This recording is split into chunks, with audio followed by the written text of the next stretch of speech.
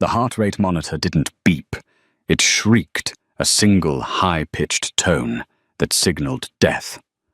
12 of the city's best private paramedics stood frozen around the gold-plated crib, their hands hovering over equipment worth millions. Yet they were utterly useless. Rocco Marchetti, a man who could dismantle criminal empires with a single phone call, was on his knees. Tears streaming down his face, begging for a breath that wouldn't come. No one looked at the quiet maid scrubbing the marble floor in the hallway. They didn't know she held the one secret that could save the heir to the Marchetti throne. They didn't know who she really was. Not until she dropped her rag, shoved a paramedic aside, and did the unthinkable. The Marchetti estate, located on the secluded cliffs of the Amalfi Coast, but operating with the cold efficiency of a New York boardroom, was not a home. It was a fortress of glass, steel, and paranoia. Aria Vance, known within these walls only as Annie, dipped her sponge into the bucket of grey soapy water.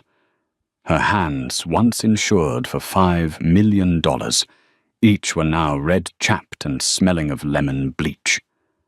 She kept her head down. That was the first rule of survival in Rocco Marchetti's house: be invisible. "You missed a spot, Annie." The voice was shrill and dripping with disdain. Aria didn't flinch. She knew Vanessa Rocco's fiancé was standing directly behind her. She could smell the cloying scent of Chanel No. 5 and the metallic tang of expensive champagne. "I apologize, ma'am," Aria whispered, her voice rough from disuse. She scrubbed the pristine white marble harder, though there was no dirt there. Vanessa kicked the bucket. It was a casual petty movement, sending a wave of grey water sloshing over Aria's uniform and onto the floor she had just dried. "Look at that," Vanessa sighed, checking her manicured nails. "You're clumsy. I don't know why Rocco keeps you around. If it were up to me, you'd be on the street with the rest of the rats." Aria bit the inside of her cheek until she tasted blood. 3 years ago, she thought I would have been operating on your deviated septum, not cleaning up your spilled drinks. But those days were gone. Buried under a mountain of false accusations, a revoked medical license, and a scandal that had destroyed her life at Johns Hopkins Hospital. Now she was just Annie the mute maid who needed the cash-in-hand salary to pay for her sick mother's dialysis. "Is there a problem here?" The temperature in the hallway seemed to drop 10 degrees. Rocco Marchetti stood at the top of the grand staircase. He was a man carved from granite and shadow, dressed in a bespoke Brahani suit that cost more than Aria's childhood home.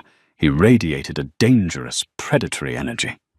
He wasn't just a mob boss. He was a kingpin who controlled shipping lines from Naples to New Jersey. His eyes, dark and intelligent, swept over the scene. The spilled water, the smirking fiancé, the kneeling maid.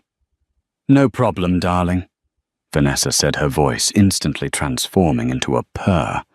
She stepped over Aria as if the maid were a piece of furniture. "Just teaching the help some standards. You know how standards matter." Rocco didn't look at Vanessa. He looked at Aria.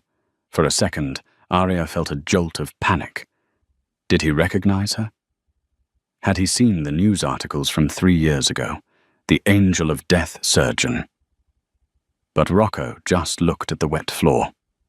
"Clean it up, then go to the nursery. The night nurse is sick. I need someone to sit outside the door while Leo sleeps." "Rocco," Vanessa protested, clutching his arm. "She's filthy. You can't have her near the baby." Rocco pulled his arm away, his expression stony. "Leo has been fussy all day. I don't want the room empty. Annie, go. Wash your hands first." "Yes, sir," Aria said quietly. She gathered her bucket, keeping her eyes on the floor. As she hurried toward the servants' quarters to scrub up, she felt a strange knot of tension in her chest. It wasn't fear of Rocco. It was something else. A medical intuition she hadn't used in years. When she had passed the nursery earlier, she had heard baby Leo crying. It wasn't a normal cry of hunger or a wet diaper.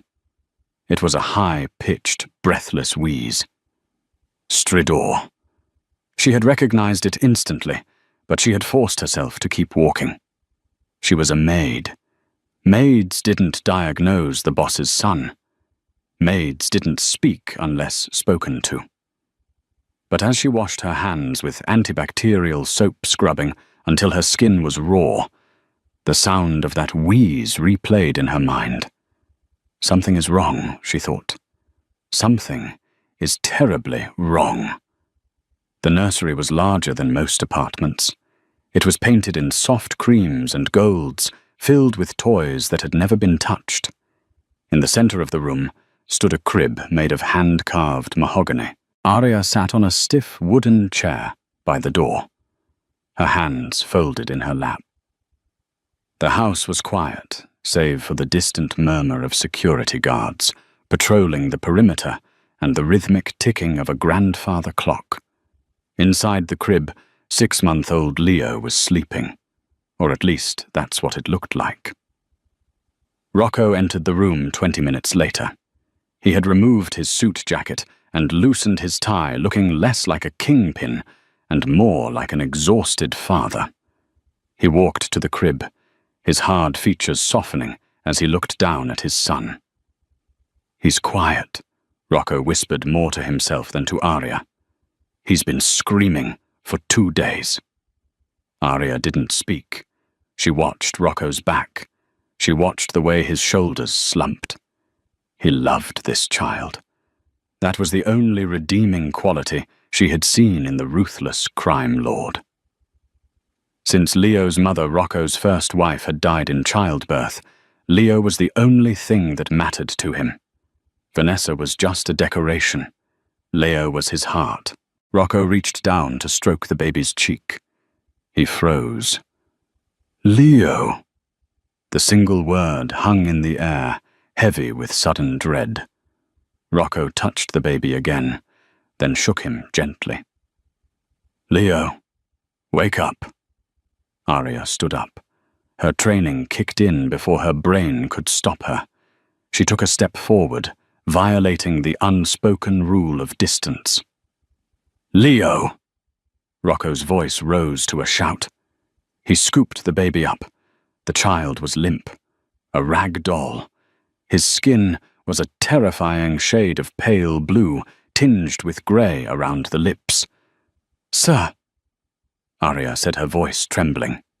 "Put him down. Check his airway." Rocco spun around, his eyes wild. "What? Put him down?" Arya didn't know where the authority came from, but her voice cracked like a whip. At that moment, the door burst open.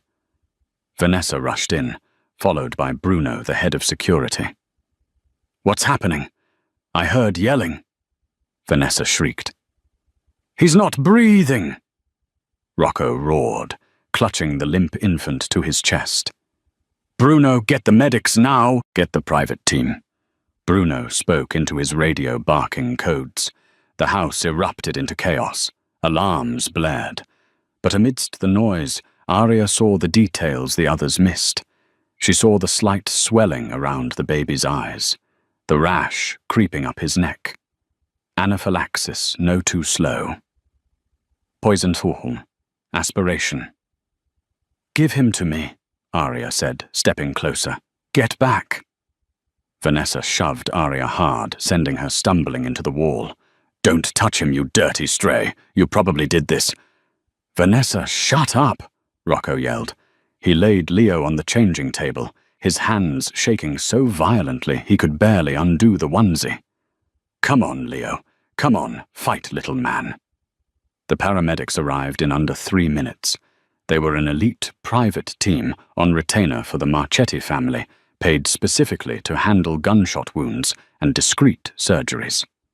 12 of them crowded into the nursery, carrying trauma bags, oxygen tanks, and a portable defibrillator. "Clear the area," the lead paramedic, a man named Miller, shouted. Arya was pushed to the back of the room, pressed against the cold wall. She watched as they swarmed the baby. "No pulse, no breath sounds," Miller barked. "Start compressions. Get the bag valve mask ready. Prepare epinephrine pediatric dose." They were doing everything right. By the book. It was the standard protocol for cardiac arrest. But Arya's eyes were locked on the monitor they had hooked up. The rhythm wasn't flatline yet. It was chaotic, and the baby's chest wasn't rising with the bag valve mask. "Airway is obstructed," Miller yelled. "I can't get air in. He's choked on something." "Suction," another paramedic shouted. They shoved a tube down the infant's throat. "Nothing. Clear. But the lungs aren't inflating." Miller's face was pale. Sweat beaded on his forehead. "It's lower. Throat swelling. Glottic edema. Massive reaction." "Intubate," Rocco screamed, grabbing Miller by the collar of his uniform. "Put the tube in. We're trying." "Sir." "The throat is closed shut. I can't see the cords. I can't get the tube in." The panic in the room was palpable. It smelled like sour sweat and ozone. Rocco released Miller and backed away, his hands in his hair. "Do something, I pay you millions." "Save him." "We need to cut," Miller said, his voice shaking. "Cricothyrotomy. Surgical airway." "Do it." Miller grabbed a scalpel, but his hand was trembling. He was a trauma medic used to stabilizing adults with bullet holes, not performing delicate neck surgery on a 6-month-old infant with a collapsing trachea. He positioned the blade over the baby's neck. Arya watched from the corner. She saw the angle of the blade. It was wrong. He was too low. He was going to hit the thyroid gland. He was going to cause a massive hemorrhage, and Leo would drown in his own blood before he ever took a breath. "Stop," Arya whispered. No one heard her. Miller hesitated. "I can't find the landmarks. The swelling is too bad." "He's turning purple," Vanessa screamed from the doorway. "He's dying. Oh my God, he's dying." The monitor let out a warning beep. Oxygen saturation was dropping. 60%. 50%. The heart rate was plummeting. Bradycardia. "We're losing him," a nurse said, her voice flat with shock. Rocco let out a sound that wasn't human. It was a guttural roar of pure agony. He drew his gun, a sleek Beretta, and pointed it at Miller's head. "Save him, or I will blow your brains out right now." Miller was shaking so hard, he dropped the scalpel. It clattered onto the floor. "I can't, Mr. Marchetti. I can't get the airway. It's impossible." The room froze. 12 trained professionals, the most powerful man in the city, all of them paralyzed by the inevitability of death. Leo's face was grey. He had seconds left. Arya looked at the baby. Then she looked at the gun. Then she looked at the terrified paramedic. The Annie persona dissolved. The maid was gone. In her place stood Dr. Arya Vance, the woman who had once performed a heart transplant on a neonate during a power outage in Baltimore. She didn't ask for permission. She didn't speak. She lunged. She shoved Miller so hard he flew back into the equipment cart. Before Bruno or Rocco could react, she snatched the dropped scalpel from the floor. "Don't shoot!" Bruno yelled, raising his weapon. "Don't you dare touch him!" Vanessa shrieked. Arya ignored them. She ignored the guns pointed at her back. She ignored the fact that she was signing her own death warrant. She leaned over the baby, her world narrowing down to a single square inch of skin on the infant's neck. "Hold his head," Arya commanded. Her voice was ice. Now. Rocco was so stunned by the sudden transformation of his cleaning lady that he obeyed. He stepped forward and gripped his son's head. If you hurt him, Rocco hissed the gun barrel, pressing against Arya's temple. If I don't, he dies, Arya said. She didn't look up. Keep your hand steady, Mr. Marchetti, or you'll be the one who kills him. She placed the tip of the scalpel against the throat. She didn't tremble. The room was so silent that the hum of the central air conditioning sounded like a jet engine. Arya didn't feel the cold metal of the gun barrel pressing into her temple. She didn't feel the bruise forming on her hip where she had hit the wall. Her entire existence was focused on the small depression between the baby's thyroid and cricoid cartilage. It was a space smaller than a dime. One move, Rocco warned his voice, a low growl that vibrated through the floorboards. One mistake, and you die. If I don't make this move, he dies anyway, Arya replied. Her voice was unrecognizable, stripped of the subservient maid's lilt, replaced by the commanding baritone of a chief resident. Hand me the cannula. 14 gauge. Now. The lead paramedic, trembling and pale, fumbled in his kit. He was paralyzed by the surreal nature of the scene, the mob boss, the maid, the gun, and the dying air. He tossed a packaged needle onto the changing table. Arya didn't flinch. She ripped the package open with her teeth, never taking her eyes off the target. Hold him still, she ordered Rocco. She pressed the scalpel down. A thin line of crimson beaded up on Leo's pale throat. Vanessa screamed from the doorway, a sound of pure hysteria. But Rocco didn't blink. He watched the maid's hands. They were rough red from bleach and scrubbing scarred from manual labor. But they were steady. Steadier than the hands of the surgeon he paid $10,000 a month to retain. Arya cut through the skin and the membrane. There was a sickening pop. Cannula, she muttered. She inserted the needle into the incision, guiding it into the trachea. It was a blind insertion guided only by tactile memory and instinct. If she angled it wrong, she would puncture the esophagus or the posterior wall of the trachea. She felt the change in resistance. She was in. She pulled the needle out, leaving the plastic catheter in place. Then she leaned down, put her mouth over the plastic hub, and blew. It was crude. It was desperate.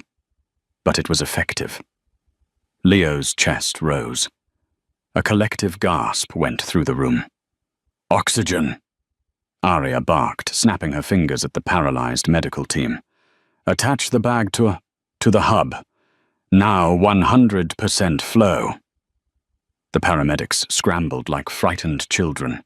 They connected the oxygen line to the small catheter in Leo's neck. The bag inflated. Leo's corpulent chest rose again, and then the grey pallor began to fade. The blue lips turned pink. Beep. Beep. Beep. The heart monitor, which had been slowing to a terminal rhythm, picked up speed. 80 beats per minute. 100. 120. Leo opened his eyes. He let out a weak, sputtering cough, then a cry. It wasn't a loud cry, but it was the most beautiful sound Rocco Marchetti had ever heard. Rocco dropped the gun. It hit the carpet with a dull thud. He fell to his knees beside the changing table, burying his face in the mattress, sobbing uncontrollably. The tension that had held him upright snapped, leaving him a wreck of relief. He's alive, Rocco choked out. He's alive. Arya didn't cry. She didn't celebrate. She stepped back, her adrenaline crashing. The room spun. She grabbed the edge of the dresser to steady herself. The lead paramedic, regaining his senses, rushed forward to take over. Okay, we have an airway. Let's get him to the ambulance. We need to transport him to the clinic immediately. He tried to push past Arya. Careful with the tube. Arya said, her voice dropping back to a whisper. It's not sutured. If you dislodge it during transport, you won't get it back in. The swelling is totally occluding the upper airway. The paramedic glared at her, humiliated that a house cleaner had just done the job he couldn't. I know how to do my job, lady. Step back. You've done enough damage. Damage? Rocco's voice cut through the air. He stood up, wiping the tears from his face. His eyes were red, but the ruthless glint was back. He turned to the paramedic. She saved his life. You were going to let him die. Sir, it was a high-risk procedure. Get out, Rocco said calmly. Take my son to the hospital. Stabilize him. If he dies on the way, don't bother coming back. I'll find you. The paramedics hurriedly loaded Leo onto the stretcher. As they wheeled the baby out, Arya watched them go, her heart aching. She wanted to go with him. She wanted to check his vitals order blood work, figure out why his throat had closed up. But she was just the maid again. Vanessa stormed into the room as the medics left. Her face was flushed, her eyes darting around frantically. Is he okay? He's alive, Rocco said, staring at the door where his son had just exited. Oh, thank God, Vanessa said, though her voice sounded thin. She turned her venomous gaze on Arya. And you crazy bitch. You cut him. You could have killed him. Rocco, look at her. She's dangerous. She assaulted a medical professional. We need to call the police. Rocco turned slowly to look at Arya. Arya stood against the wall, her hands trembling now. She looked down at her uniform stained with soapy water and a few drops of Leo's blood. She knew what this looked like. She knew that once the shock wore off, the questions would start. Bruno, Rocco said. The massive head of security stepped forward. Boss. Take Vanessa to her room. She's upset. What? Vanessa screeched. Rocco, I'm talking about her. She held a knife to our son. Go, Vanessa. Rocco said, his voice leaving no room for argument. Bruno gently but firmly guided the protesting woman out of the nursery. Then it was just Rocco and Arya. The silence stretched for a long time. Rocco walked over to where Arya was standing. He towered over her.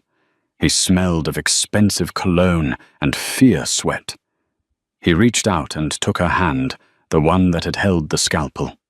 He turned it over, looking at the calluses, the rough skin, the lack of a manicure. Who are you? He asked. It wasn't a question of her name. It was a question of her soul.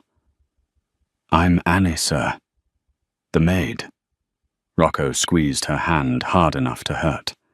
Don't lie to me. I saw how you moved. I saw how you held that blade. You didn't hold it like a killer. You held it like a god. Paramedics panic. Doctors hesitate. You did neither. Arya tried to pull her hand away, but he held fast. I used to work in a clinic, she lied. In the Philippines, before I came here. Rocco studied her face, searching for the truth in her tired hazel eyes. A clinic. And in this clinic, do maids perform emergency cricothyrotomies on infants with improvised equipment? Arya looked down. I just did what I had to do. Rocco released her hand. He walked to the window, looking out at the ambulance lights, fading into the distance. You're not going anywhere, Annie, he said. You're off cleaning duty. From now on, you stay in the guest wing. Bruno will guard your door. Am I a prisoner? Arya asked, a spark of her old defiance flaring up. Rocco turned back to her, his face unreadable. Until I find out who you really are. Yes, because if you're an enemy, I'll kill you for touching my son. But if you're who I think you might be, then you're the most valuable thing in this house. The guest wing was a euphemism. It was a gilded quong. Arya had been locked in a room that cost more per night than she made in a year. It had silk sheets, a marble bathroom, and a balcony overlooking the cliffs. But the door was locked from the outside, and a heavy-set guard named Tony stood watch in the hallway. She had paced the room for 3 hours. Her mind was racing. Leo didn't just have an allergic reaction, she thought, replaying the events in her head. There was no hive outbreak on his torso. No swelling of the lips until the very end. It was localized edema in the larynx. And the smell. When she had put her mouth over the catheter to breathe for him, she had tasted something on his breath. Bitter almonds. Cyanide. No too fast. Maybe a caustic agent or a concentrated allergen oil rubbed on the crib sheets. She stopped pacing. Someone had tried to kill Rocco Marchetti's baby, and they had done it in a way that mimicked natural causes. If Leo had died, the doctors would have called it SIDS, or a severe allergic reaction to formula. No one would have looked closer. The door clicked and swung open. Rocco walked in. He had changed his clothes. He was wearing a black dress shirt, sleeves rolled up, revealing tattoos on his forearms that spoke of a violent past. He held a manila folder in his hand. He didn't say a word. He walked to the small table in the center of the room, threw the folder down, and poured himself a drink from the crystal decanter on the sideboard. "Whiskey," he offered. "No," Arya said. She stood by the balcony doors, hugging herself. "How is Leo?" "Stable. He's in the ICU at St. Jude's. I have 20 men guarding the floor. No one gets in or out without a retinal scan." Rocco took a long sip of the amber liquid. "The doctors are confused. They say the incision was textbook. They say a plastic surgeon couldn't have done a cleaner job in an operating room, let alone a nursery." He tapped the folder. "It took my guys 2 hours to dig this up. You covered your tracks well, Annie. Fake social security number. Fake references. You even dyed your hair. It used to be blonde, didn't it?" Arya felt the blood drain from her face. She didn't move. Rocco opened the folder. He pulled out a glossy photograph. It was a clipping from a medical journal 3 years old. The headline read, "The prodigy of Hopkins, Dr. Arya Vance, youngest chief of pediatric surgery in history." He pulled out another clipping. This one was from a tabloid. "The Angel of Death, Dr. Vance, accused of euthanizing 5 infants for profit. License revoked. Criminal investigation. Pending." Rocco looked up his eyes hard. "Dr. Arya Vance, one of the most brilliant surgeons in the country, and for the last 6 months you've been scrubbing my toilets." Arya walked over to the table. She looked at the photo of her former self, smiling, wearing a white coat, holding an award. It felt like looking at a stranger. "It wasn't for profit," she said quietly. "I don't care about the accusations," Rocco said, waving a hand dismissively. "I'm a criminal Arya. I know how the law works. It's a story told by the winner. I want to know why you're here. Did my enemies send you? Did the Russos plant you here to kill my son? Kill him." Arya laughed, a harsh, brittle sound. "I just saved his life, Rocco. If I wanted him dead, I would have let that idiot paramedic slice his thyroid open." "Fair point," Rocco admitted. "But that doesn't explain why a world-class surgeon is hiding in my house as a maid." "I have nowhere else to go," Arya said, her voice breaking. "After the scandal, I lost everything. My license, my home, my friends. The medical board blacklisted me. The media camped on my lawn. I couldn't get a job flipping burgers because everyone recognized my face. I needed money. My mother is dying of kidney failure. Her dialysis costs $4,000 a month. I needed a cash job where no one asked questions. Your house manager was hiring. I put on a wig, lowered my head, and became Annie.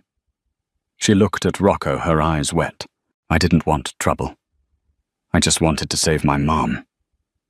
Rocco studied her. He was a human lie detector. He had survived 20 years in the Mafia by reading micro-expressions. He saw shame in her, and fear and desperation. But he saw no deceit. He closed the folder. "The charges against you," Rocco said. "Did you do it? Did you kill those babies?" "No," Aria said firmly. "I was framed. The hospital administrator was cutting corners, buying cheap defective heart valves from a black market supplier to save money. The valves failed. The babies died. When I found out and threatened to go to the FDA, he destroyed me. He planted evidence, falsified charts, and paid off nurses to testify against me. He had powerful friends. I had nothing." Rocco nodded slowly. "I believe you." Aria blinked, surprised. "You do. I know a setup when I see one, and I know talent. You have the hands of a healer, not a killer." He walked closer to her, invading her personal space. The air between them crackled with a strange electricity. It wasn't romantic, not yet. It was the intensity of two predators recognizing each other. "But we have a problem, Doctor," Rocco said softly. "What problem?" "My son stopped breathing today, and it wasn't an accident." Aria's breath hitched. "You suspect foul play?" "I don't suspect. I know." Rocco's eyes darkened. "The doctors at the hospital found traces of oleander in his system. It's a flower, highly toxic. Someone put it in his formula." Aria gasped. "Oleander. That causes cardiac arrest and respiratory failure. It mimics anaphylaxis." "Exactly. Someone inside this house tried to murder my son while I was in the next room." Rocco turned away, pacing toward the window. "I can't trust anyone. Not my guards, not my staff. Certainly not the doctors on my payroll who almost killed him today." He turned back to her. "I need you." Aria shook her head. "I can't. If anyone finds out I practiced medicine, I'll go to prison. I'm already under investigation." "I own the police in this district," Rocco said, "and I have lawyers who can make your investigation disappear. I can clear your name, Aria. I can get your license back. I can pay for your mother's treatment, a transplant, not just dialysis. The best kidney money can buy." Aria felt her heart skip a beat. It was the offer of a lifetime. Salvation. "What do I have to do?" she whispered. "You become Leo's private physician. You live here. You watch him 24/7. You prepare his food, you check his medicine, you don't let anyone touch him but me." And Rocco paused, a dangerous shadow crossing his face. "You help me find out who poisoned him." "I'm a doctor, not a detective," Aria said. "You're smart. You see things others miss. You saw the airway when 12 men missed it." Rocco stepped closer again, his voice dropping to a seductive, dangerous whisper. "I need someone inside the house who isn't loyal to the family. Someone who is loyal only to the patient. Will you do it?" Aria thought of her mother sitting in a dingy clinic, hooked up to a machine. She thought of Leo, the innocent baby, with the big brown eyes, who had almost died in her arms. And she thought of Vanessa, with her fake smile and her hatred for the child. "I'll do it," Aria said. "Good." Rocco pulled a phone from his pocket. "Pack your things. You're moving to the master wing, the room next to the nursery." "And Rocco," Aria added, her voice hardening. "If I find the person who did this, I won't just tell you. I want to be there when you take them down." Rocco smiled, a cold, terrifying smile that promised violence. Deal! At that moment, the door burst open again. It was Vanessa. She was wearing a silk dressing gown, looking disheveled and frantic. But behind the panic, Arya saw a flash of pure calculation. "Rocco!" Vanessa cried, rushing to him. "I heard you were in here with the help. What is going on? Why is she still here?" Rocco put a protective arm around Vanessa, but Arya noticed his muscles didn't relax. He was playing a role. "Vanessa," Rocco said smoothly, "I have news. Annie isn't just a maid. She's a pediatric specialist I hired undercover to test our security protocols. And frankly, our security failed." Vanessa's eyes went wide. She looked at Arya with a mixture of shock and dawning horror. "A specialist?" "Yes," Rocco lied effortlessly. "And from now on, she is in charge of everything concerning Leo. Everything, including his diet." Vanessa paled. She took a half step back. "But Rocco, we don't know her. She's a stranger."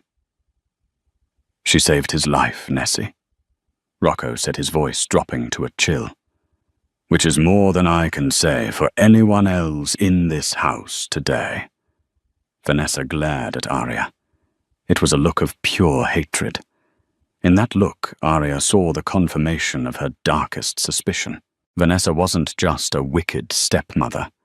She was the threat. "Welcome to the family, Doctor," Vanessa hissed, her voice dripping with sarcasm. "I hope you survive the night." The transition from Annie the maid to Dr. Vance was a seismic shift that rattled the very foundations of the Marchetti estate. The staff who had spent months ignoring Arya or barking orders at her now averted their eyes as she walked down the corridors in a crisp navy blazer and slacks provided by Rocco's personal stylist. They didn't know the full story, only that the boss had elevated the cleaning lady to a position of absolute authority, and that terrified them. But Arya didn't care about the whispers. She cared about the nursery. For the next 3 days, Arya turned Leo's room into a fortress. She threw out every bottle of formula, every jar of baby food, and every pacifier. She installed a medical-grade refrigerator for his new supplies, which she personally sourced from a pharmacy across the city, escorted by 2 armed guards. Leo was recovering. The swelling in his throat had subsided, leaving only a small red scar where Arya had inserted the cannula. He was back to his babbling self, clinging to Arya with a desperation that broke her heart. He knew in his infant way that she was safety, but the threat was still in the house. On the 4th afternoon, while Leo napped, Arya began her forensic sweep of the room. Rocco had given her free rein. She put on latex gloves and began to sift through the items she had bagged for disposal. If the oleander wasn't in the formula, which the lab results had come back inconclusive on it, had to be transdermal, absorbed through the skin. She picked up a bottle of soothing chamomile night lotion. It was a boutique brand imported from Paris. The seal looked intact, but when Arya held it up to the light, she noticed a tiny pinprick near the neck of the bottle. She unscrewed the cap and squeezed a drop onto a pH test strip she had requested. It didn't turn the expected color. She brought it to her nose. Beneath the heavy, cloying scent of artificial chamomile, there it was again, the faint, acrid whisper of bitter almonds. Concentrated oleandrin extract, she realized, her stomach churning. Mixed into the lotion. Every time they bathed him, they were slowly poisoning him. It wasn't a sudden attack. It was an accumulation. They were murdering him by inches. "Found something." Arya jumped. Rocco was standing in the doorway. He moved so silently for a man of his size. He looked tired. The circles under his eyes were dark bruises, and his suit jacket was discarded on a chair. The war with the rival families was heating up, and the stress was radiating off him in waves. "This," Arya said, holding up the bottle. "It's the lotion. It's spiked with the toxin. Who bought this?" Rocco walked over, taking the bottle with a gloved hand. His jaw tightened until a muscle feathered in his cheek. "Vanessa. She gave it to the nanny last week. She said it was special for his dry skin." "There's your proof," Arya said, her voice shaking with rage. "Rocco, she's not just a bad stepmother. She's a sociopath. You have to arrest her, or whatever it is you do." Rocco looked at the bottle, then at Leo sleeping in the crib. He didn't look angry. He looked defeated. "I can't," he said softly. Arya stared at him. "What do you mean you can't? She tried to kill your son." "Vanessa is the daughter of Don Salvatore." Rocco explained, his voice devoid of emotion. "The Salvatore family controls the ports in the south. We are in the middle of a fragile truce. If I touch a hair on her head without absolute, undeniable proof that I can show to the Commission, proof that links her directly to the purchase of the poison, Salvatore will declare war. And in that war, thousands will die, including likely me and Leo." "So she gets away with it?" Arya demanded, stepping closer to him. "You're going to let her walk around this house knowing she wants him dead?" "No," Rocco said. He reached out his hand, cupping Arya's cheek. His thumb brushed over her skin, rough against smooth. "That's why you're here. To be the shield I can't be right now. I have to play the game, Arya. I have to pretend I don't know. But you are my eyes. You are my hands." The intimacy of the moment stole the air from Arya's lungs. She looked up into his dark, tortured eyes and saw a man who was trapped in a golden cage of his own making. "I'm not a shield, Rocco," she whispered. "I'm a target. If she knows I know, then she'll come for you," Rocco finished. "And when she does, she'll make a mistake, and I'll be there to catch her." He leaned in. For a second, Arya thought he was going to kiss her. Her heart hammered against her ribs. She wanted him to. God help her, she wanted this dangerous, broken man to kiss her. But he pulled back. "Tonight is the gala," Rocco said, his voice hardening. "The charity ball at the estate. Salvatore will be here. Vanessa will be playing the role of the doting fiancé. You will attend. Me, the maid. No. Dr. Vance, my son's pediatrician." Rocco's eyes glittered. "I want you on my arm. I want Vanessa to see you. I want to provoke her. I want to make her so jealous, so angry that she slips up." "You're using me as bait," Arya realized. "Yes," Rocco admitted without shame. "Will you do it?" Arya looked at Leo. Then she looked at the man who would burn the world down to save him. "Get me a dress," she said. The gala was a display of obscene wealth.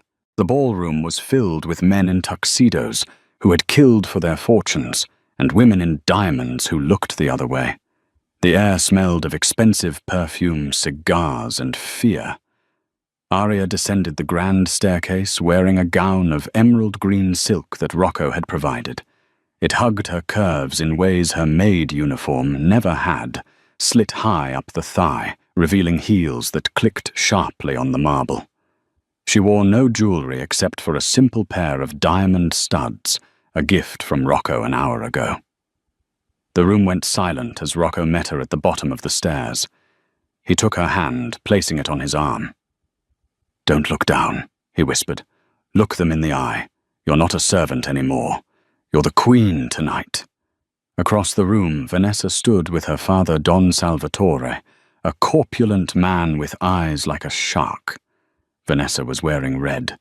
When she saw Arya, her glass of champagne shattered in her hand. "What is she doing here?" Vanessa hissed loud enough for the nearby guests to hear. Rocco guided Aria through the crowd straight toward his fiancée and her father. Don Salvatore, Rocco said, bowing his head slightly in respect. Vanessa. Rocco, Salvatore boomed his voice gravelly. Who is this stunning creature? I didn't know you had a new mistress. Vanessa's face turned a shade of purple that clashed with her dress. This is Dr. Aria Vance, Rocco said smoothly. Leo's private physician. She saved his life earlier this week. I thought she deserved a night off. Salvatore raised an eyebrow. The surgeon, the one from the news. The very same, Rocco said. She's under my protection now. Vanessa stepped forward, her eyes manic. Daddy, she's a murderer. She killed babies in Baltimore. Rocco is insane for letting her near Leo. Enough, Vanessa. Rocco said, his voice low but cutting. Dr. Vance is a guest of honor. Show some respect. Aria felt the hatred radiating off Vanessa like heat from a furnace. She decided to push. She decided to play the game Rocco wanted her to play. It's lovely to meet you, Vanessa, Aria said, her voice sweet and cold. By the way, I switched Leo's lotion. The lavender one seemed to be irritating his skin. I'm sure you didn't know.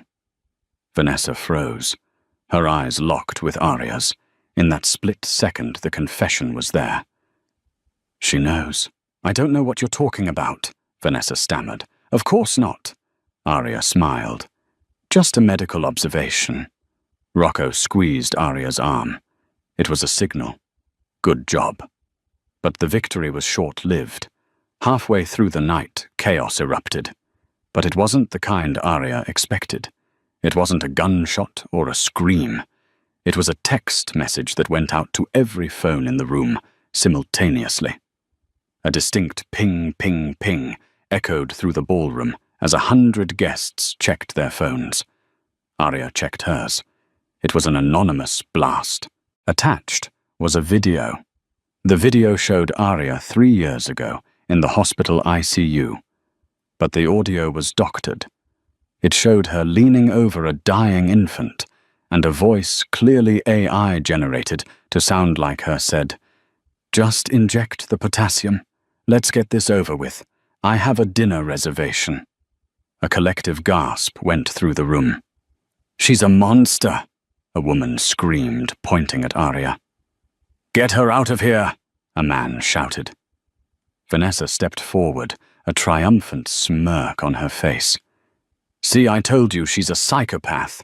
She's probably planning to kill Leo tonight." Rocco looked at the phone, then at Aria. He knew it was fake.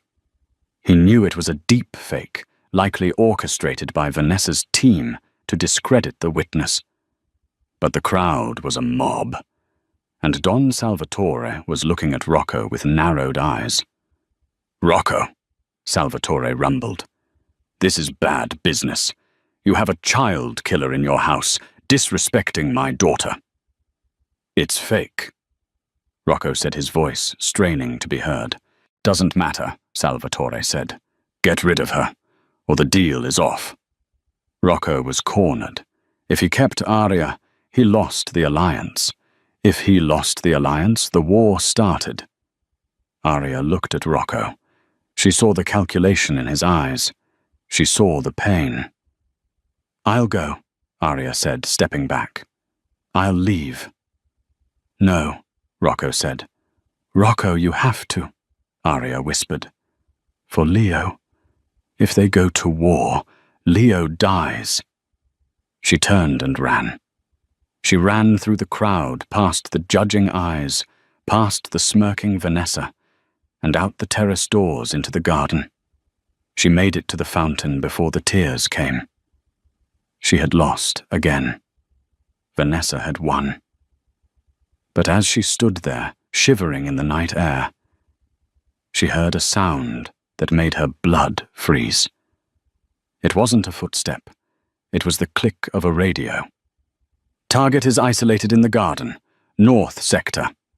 Green light for extraction." Arya spun around. 3 men dressed in black tactical gear emerged from the hedges. They weren't Marchetti security. They weren't Salvatore men. They were wearing masks with a red insignia. The Russos. The third family. The ones who wanted to burn everything down. They weren't here for her. They were here for the leverage. "Grab her," the leader whispered. "She's the key to the nursery." Arya tried to scream, but a gloved hand clamped over her mouth. A needle jabbed into her neck. The world went black. When Arya woke up, she wasn't in a cell. She was in a moving van. Her hands zip-tied to a metal rail. Across from her sat a man with a scar through his eyebrow and a machine gun on his knees. "You're the key to the safe room," he sneered, holding up a tablet. He tapped the screen. It was a live feed of Arya's mother in the hospital. A man stood behind her chair, holding a syringe. "Mrs. Vance is having a lovely nap," the scarred man said. "But if you don't open the nursery door for us, she's going to have a very sudden heart attack." Arya strained against her bonds, tears of frustration stinging her eyes. "She has nothing to do with this. Everyone is involved. Doc, now move." The van screeched to a halt at the servants' entrance of the Marchetti estate. The gala was still blaring music on the other side of the grounds, masking their entry. The Russo hit squad dragged Arya through the kitchen past unconscious staff, who had been gassed, and up the service elevator to the nursery. They stopped at the heavy oak door. "Open it," the leader commanded. "The medical override requires your retina." "I won't," Arya said. The leader smashed the pistol into her jaw, then held the phone to her ear. She heard the rhythmic beep of her mother's dialysis machine. "Do it or she dies right now." Sobbing Arya opened her eyes. The red laser scanned her retina. Access granted. The locks disengaged, and the 4 gunmen rushed in weapons raised to snatch the air. "Clear," the point man shouted. But the crib was empty. The room was empty. Suddenly the door behind them slammed shut. The mechanical locks engaged with a sound like a gunshot. "Welcome, gentlemen," Rocco's voice boomed over the nursery intercom. The gunman spun around. "It's a trap!" A hiss filled the room. The air vents were pumping in inert gas. The room was a sealed steel cage. "We have the girl!" The leader screamed into the intercom.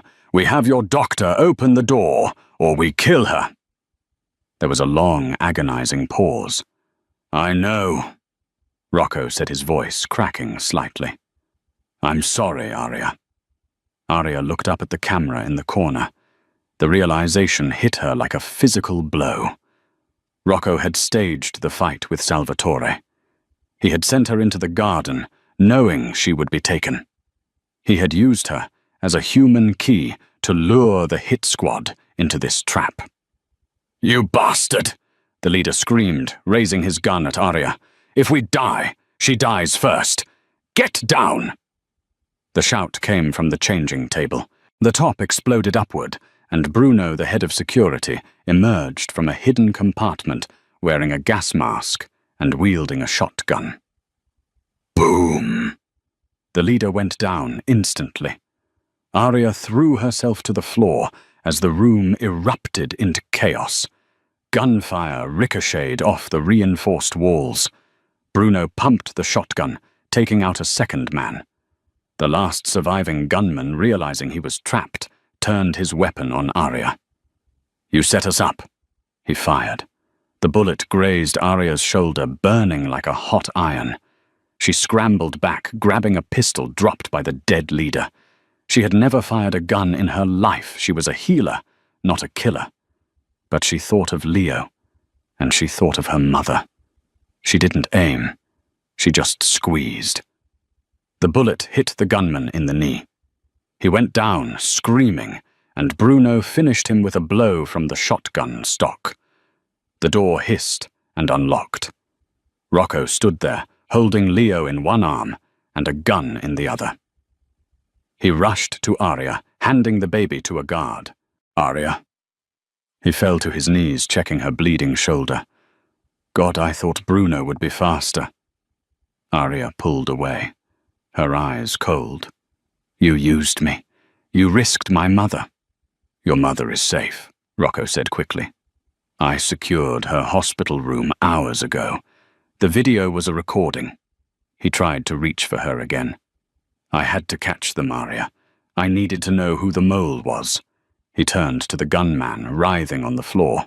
Who sent you? Who gave you the codes? The gunman laughed, blood bubbling on his lips. He looked past Rocco toward the doorway. Ask her.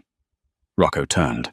Standing in the doorway, holding a silenced pistol aimed directly at Rocco's head, was Vanessa. Hello, darling. She smiled wickedly. I told you the maid was trouble. The silencer on Vanessa's pistol stared directly at Rocco. Drop it, Vanessa commanded. Rocco and Bruno slowly lowered their weapons.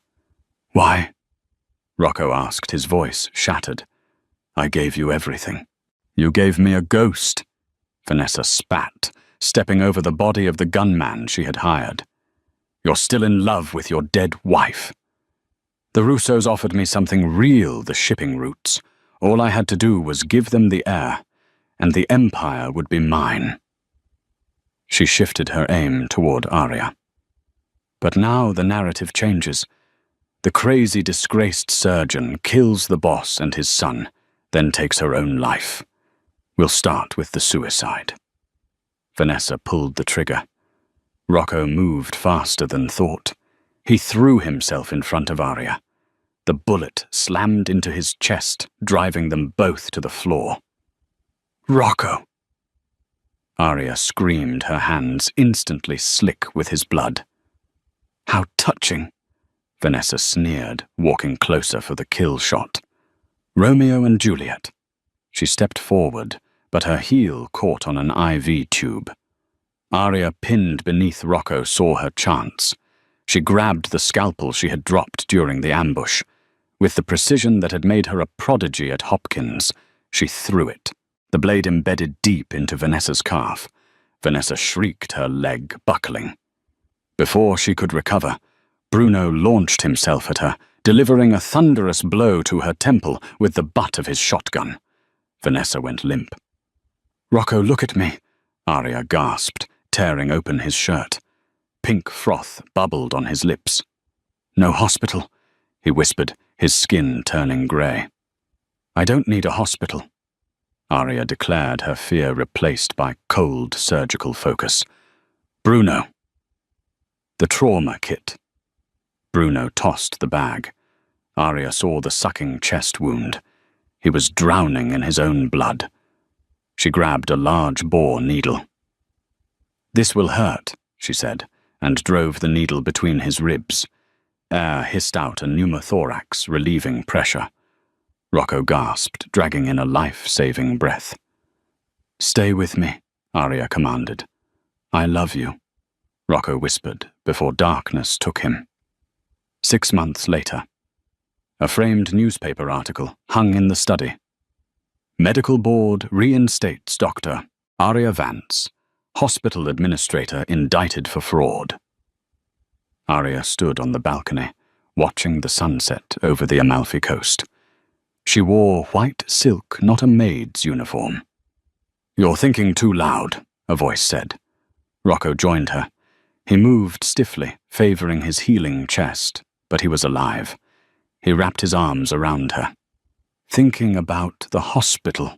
Thinking about how much I hate paperwork. She smiled. But Leo is finally asleep. He calls you Mama now, Rocco said softly. He turned her around, his expression turning serious. He pulled a velvet box from his pocket, revealing a deep blue sapphire. Arya, you came here with a bucket and a secret. You saved my son when I couldn't. You saved me when I didn't deserve it. You aren't a maid. You are the heart of this family. He dropped to one knee. Marry me. Not for the alliance, but because I can't breathe without you. Arya looked at the man who had burned down the Underworld to clear her name. One condition, she said, kneeling to meet him eye level. No more secrets. We are partners, in the business and in the danger. Rocco smiled, pressing his forehead against hers. Deal. He slipped the ring on her finger. The maid was gone. The queen had arrived. What an incredible journey. From scrubbing floors to saving the heir of a mafia empire. Aria Vance proved that true strength isn't about muscle or guns. It's about skill, courage, and the will to protect the innocent. This story reminds us that heroes often wear the most unexpected disguises, and that sometimes the person everyone overlooks is the only one who can save the day. It also shows us that karma is real. Vanessa's greed was her downfall, while Aria's selfless love for baby Leo restored her life and reputation. Would you have forgiven Rocco for using Aria as bait, even if it was to save his son? Or is that a deal breaker? Let me know your thoughts in the comments below. If you enjoyed this dramatic roller coaster, please smash that like button. Share this video with a friend who loves a good romance twist, and don't forget to subscribe and hit the bell icon so you never miss a new story. Thanks for watching.